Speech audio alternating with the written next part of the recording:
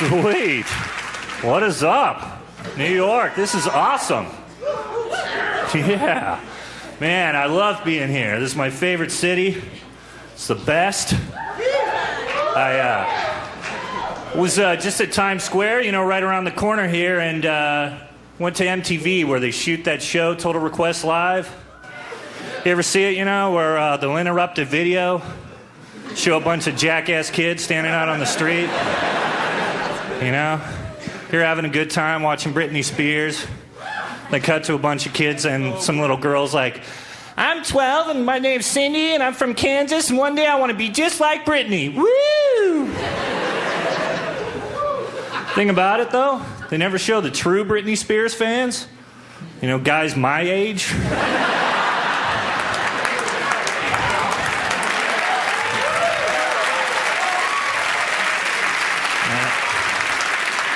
You'd never see me out there going, I'm Brian, I'm from LA, and I'm 35, and I just want to say Britney Spears should open up a boner factory because she makes hard-ons all day. Woo!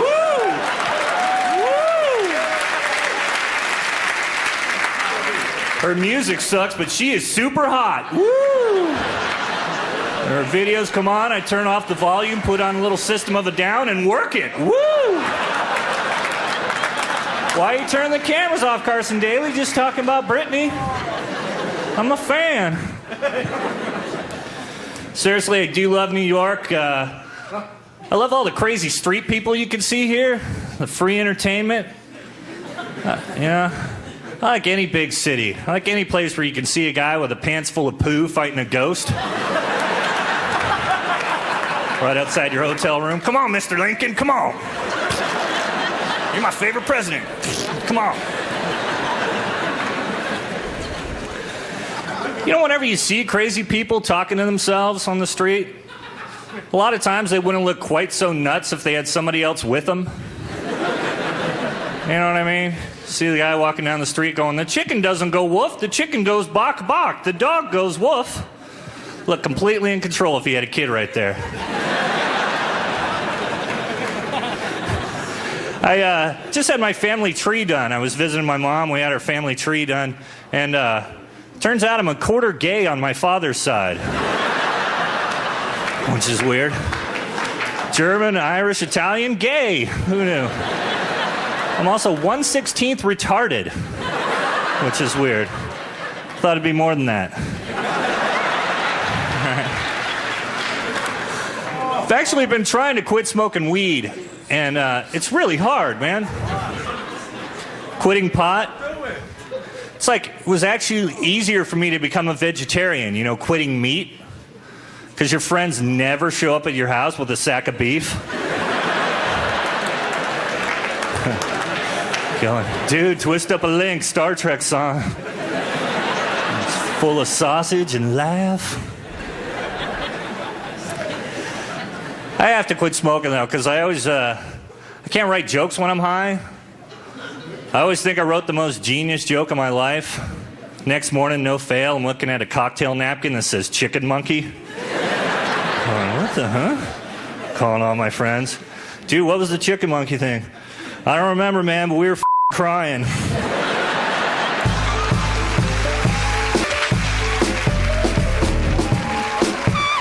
So I don't get out much, clearly. A friend of mine dragged me to a club recently. I really only go to comedy clubs and places, heavy metal shows, you know, and this guy dragged me to a pickup joint and, you know, to see all the ladies. And I was amazed at how hot girls dress when they go out clubbing. Yeah, because I haven't been out, and it's amazing, you know, the plastic top showing the cleavage and the leather pants pulled up and pulled down here, showing the moose knuckle and the camel toe, the whole deal. Just showing off all their parts, basically, you know? Featuring all their areas. Like, fellas, look what I got. Woo! Thing about it is guys don't do that when they go out. Guys don't wear outfits that feature the dong. You know what I mean? I think we should, though. Start pulling your pants down a little bit, show a little bit of neck.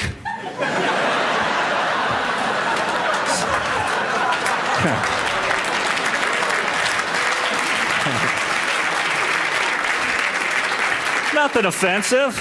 Just 2 inches of neck. Little male cleavage. Keep it tasteful. Let the ladies know that later on, if they play their cards right, they can see the other inch.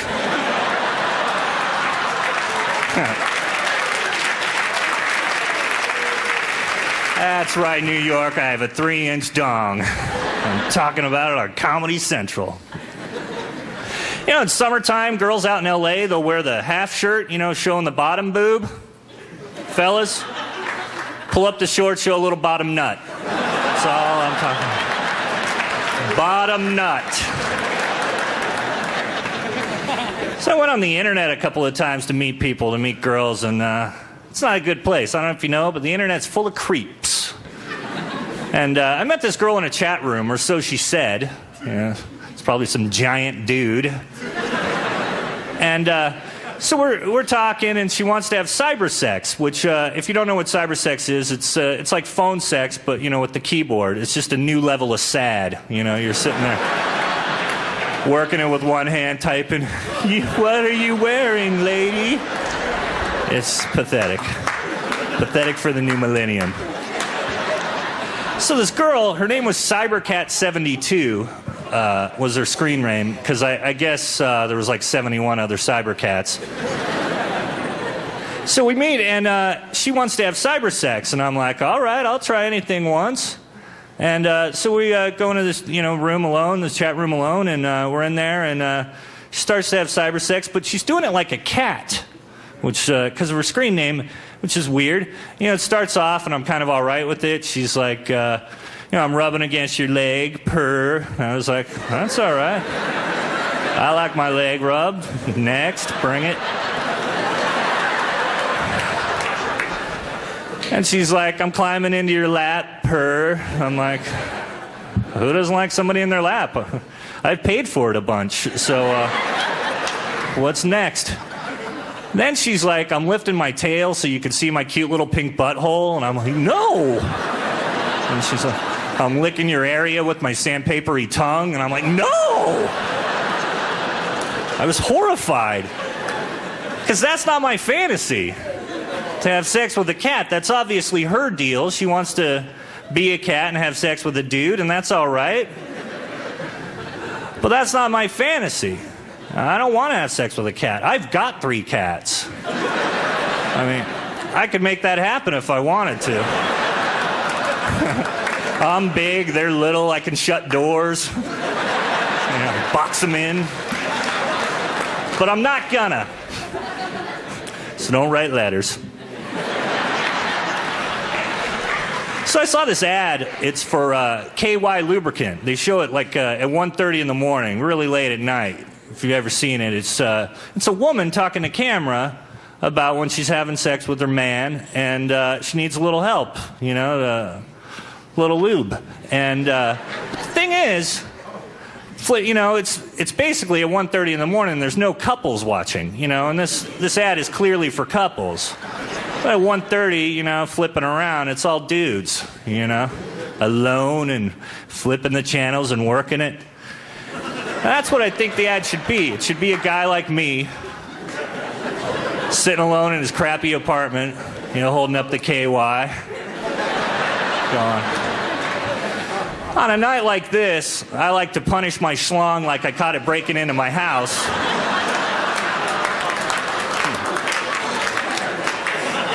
And KY cuts down on the friction so it doesn't look like my donger got pushed out of a moving car.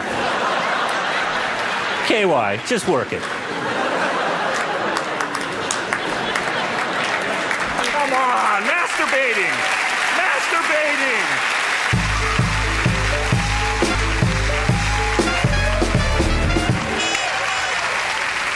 I watch a lot of TV, a lot of news.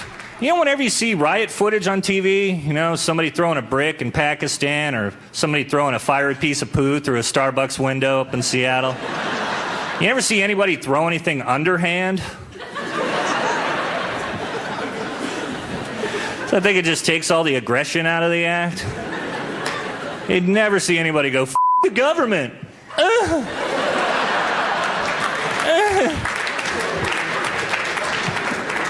I don't think it helps your cause. It just makes you look like a puss.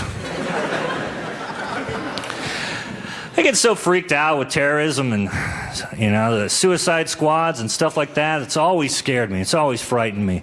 And the thing that pisses me off is we don't have guys that'll do that on our side.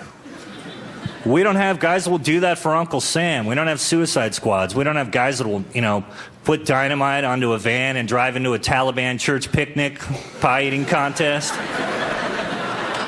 Take everybody out. I think if we wanted to, just set up like a government-run suicide hotline number. Get kids calling all hours of the night, depressed. I hate my mom, I hate my life, I'm gonna kill myself. Hey, that's really too bad. You want to drive a stick shift?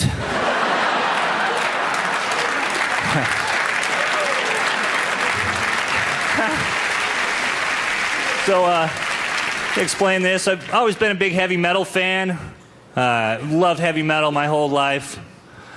And I remember actually being 15 and, being around all my friends and writing stuff on my folder like this, going, dudes, I'm going to love metal forever. Heavy metal till I'm 60. Iron Maiden, Slayer, Metallica till I'm 60. I'm like 35 now.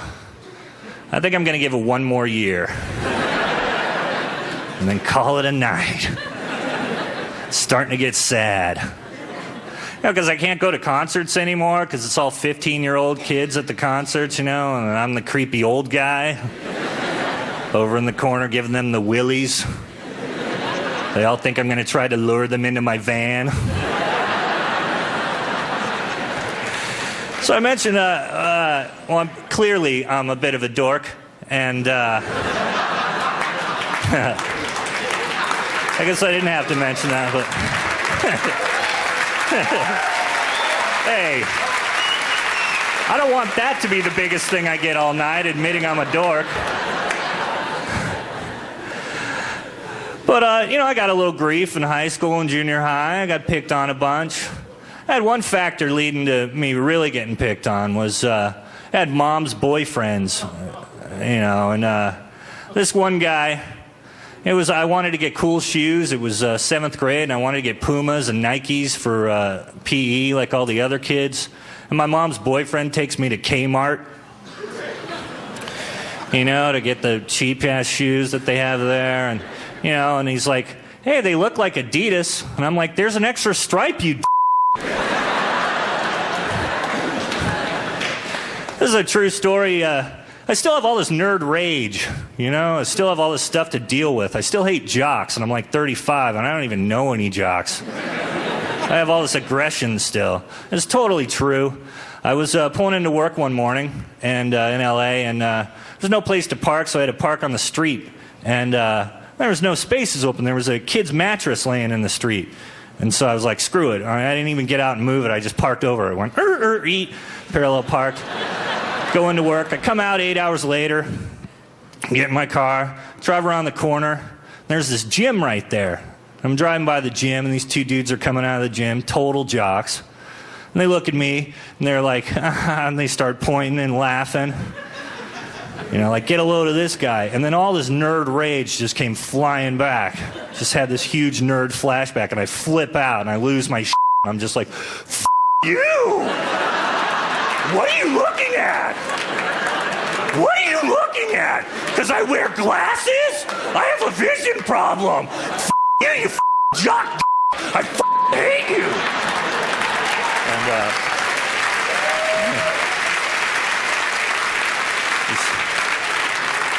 just losing my mind. And luckily I had my windows up. But they could tell I was mad. I'm all red-faced and flipping the bird. And they're like, what a weirdo, That's totally true. So I go past them, and I get to the next block, and there's a construction site there. There's a couple construction workers standing out front.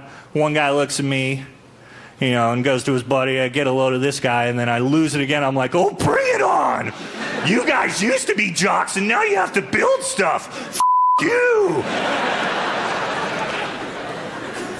And I thought for a second, and I pull over, and sure enough, the mattress is stuck underneath my car. I'd been dragging it for 2 blocks. Yeah, the wood part was all torn to shit. It's like a 2-block trail behind my car. One of the construction workers actually helps me pull it out from underneath my car. He was super cool, and I felt like such a douche.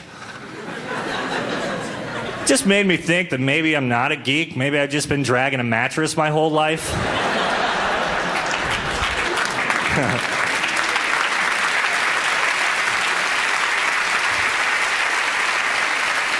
Nah, you're right. I'm a geek.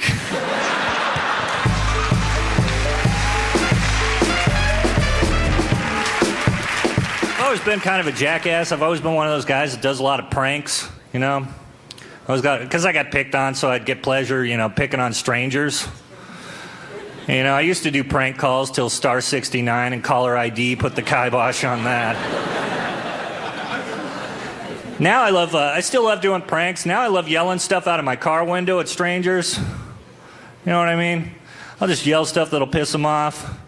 Like last year when the Star Wars prequel came out, when Episode 1 came out in L.A., nerds were lined up for days. And being a nerd, I know how to piss nerds off. I know what gets to them. They hate it when you get their obsession wrong, you know? When you get the thing they've wasted their life on wrong. So all these guys are waiting for the Star Wars movie, and I lean out of my car and go, Star Trek sucks! Picard's a loser! Star Trek blows! Just knowing they get piss off one of them, and it worked, you know. One of them steps up and goes, it's Star Wars! Get it right! It's George Lucas's vision based on the original trilogy, and this was the prequel that he always planned. And I'm like sitting in my car, ha ha, stupid nerds.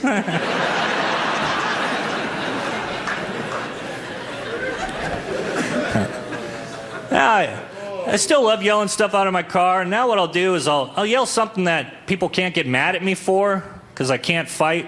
Yeah, I've never fought, but I'm pretty sure I can't fight. So what I'll do is I'll yell something nobody could possibly get mad at, you know? If I see a beautiful woman walking down the street, you know, a pretty lady, I'll yell, homo! She can't get pissed. I still get the pleasure of yelling at her. She's mostly just puzzled. Going, I'm a pretty lady. Did that guy call me a homo? That's weird. True story about that joke. I did it in L.A. and Joe Pesci was in the audience. I'm a huge Pesci fan, and he came up to me afterwards, and I can't do an impression of the guy, but he came up to me and he goes, hey, that thing you do about yelling stuff at people, I'm going to do that. I'm going to yell homo at some broad. And I was like, sweet. That just gives it another level. You know, Pesci's a man of his word. You know, he tried it at least once. So, you know, like a year ago, some woman's walking down Sunset Boulevard going, did Joe Pesci just call me a homo? That is weird. The star of Goodfellas and Gone Fishing? How strange. I have other stuff that I yell, like if I see gay gentlemen walking down the street, I'll yell, go back to Mexico! They can't get mad. Or I smell bacon! They can't get pissed. And if I see cops, I yell, show me your boobs! You guys have been awesome, man. Thanks a lot.